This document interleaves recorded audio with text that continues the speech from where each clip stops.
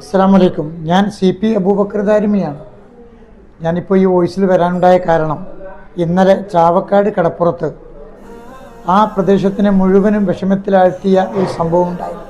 ബഹുമാനപ്പെട്ട റസിയത്താൻ്റെ വീട് ഒരു ഓലപ്പര ചെറ്റപ്പരയായിരുന്നു. അള്ളാഹു കൊടുത്ത അതിൽ ക്ഷമിച്ചും അള്ളാഹു തന്നതിൽ പൊരുത്തപ്പെട്ടും കാലങ്ങളോളം ജീവിച്ചു പോരുന്ന ആ വീട് ഇന്നലെ പാടെ കത്തി നശിച്ചു.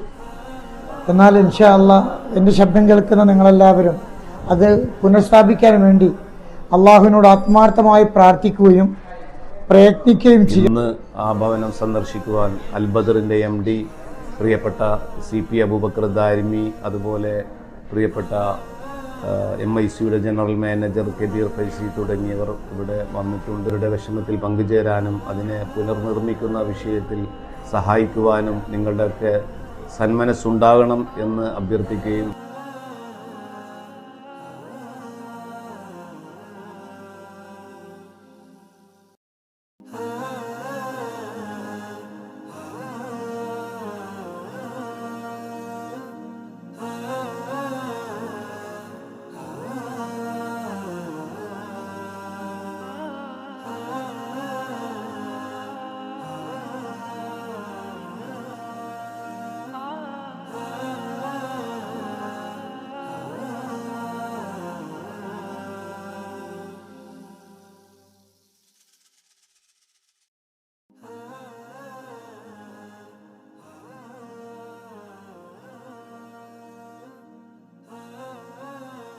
വളരെ ആത്മീയമായി ജീവിതം മുന്നോട്ട് കൊണ്ടുപോവുകയും ഒപ്പം സമൂഹത്തിന് ആവശ്യമായ ആത്മീയമായ ഇടപെടലുകൾക്ക് സാഹചര്യം ഒരുക്കുകയും ചെയ്യുന്ന ഖുർആൻ സ്റ്റഡി സെന്ററിന്റെ ആദ്യകാലം മുതൽ ഇപ്പോഴും സജീവമായി വനിതാ വിങ്ങിന്റെ പ്രവർത്തകയും കൂടിയായ റസിയത്ത, അവർക്ക് വലിയൊരു ദുരന്തം സംഭവിച്ചപ്പോൾ ഇവിടെ എത്തിച്ചേർന്നവരാണ്.